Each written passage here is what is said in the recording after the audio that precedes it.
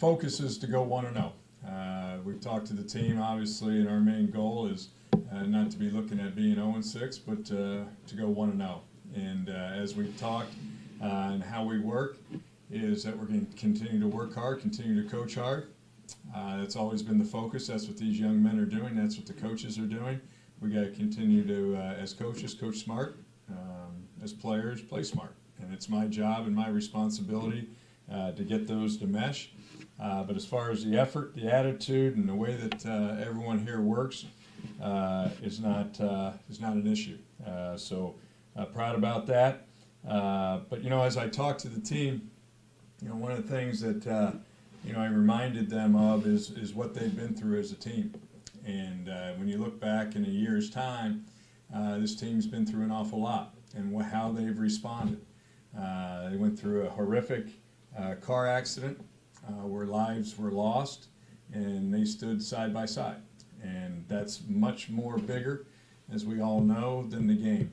And then you go about a half a year later, and we see a tornado rip through a town south of us in Sullivan, Indiana, and impact one of our players, Dakota. And how did our team respond? They stepped up, stood side by side, as this team always has. And so never has been an issue. The care and the preparation for this football team, I love every one of them. They're working hard every day, and excited to get back to work and get ready for this next opponent. You speak of going 1-0 and trying to put aside the 0-6 record, but I mean, you see it every week. Your guys prepare hard. You prepare hard. You put in all the hours. Is it hard sometimes at this point in the season to pick yourself up off the mat when it's been this frustrating of a season? No, because I get around these guys. They pick me up. I pick them up. That's what a family does.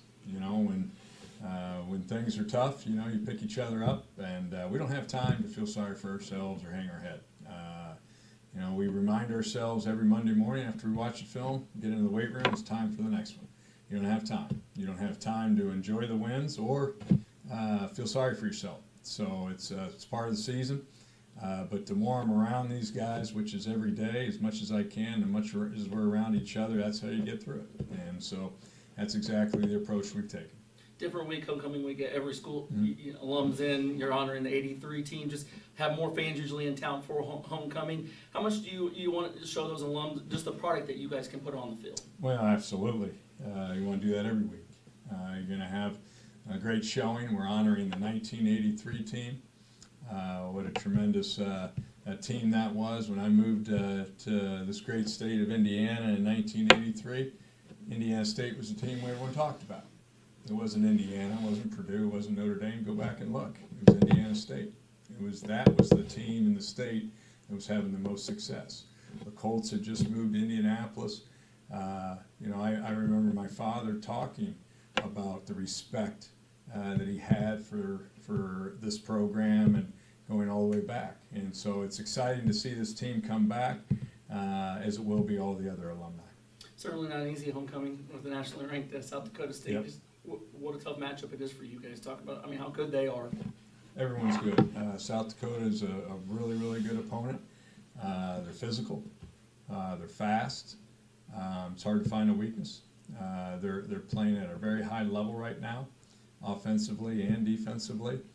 We got a big challenge, and our players are excited as they are every week, because every week it's you're going to face probably a nationally ranked team, and but we're excited for the opportunity. Cade certainly didn't have the game. We've seen him have better games. It's just a rough game. How much do you expect a big bounce back week from him this week? Well, I expect this team to bounce back. Obviously, when you watch the quarterback, you focus on where the ball is, and that's where the ball is, right? But it's a team, and we can be better as a team, and that's all three phases. Dakota continues to produce for you guys. I know you expect that from him, but just how proud are you? Just the way he's finishing his final year here. Well, I'm proud of all these guys. You have two young men that have been in the program an awful long time.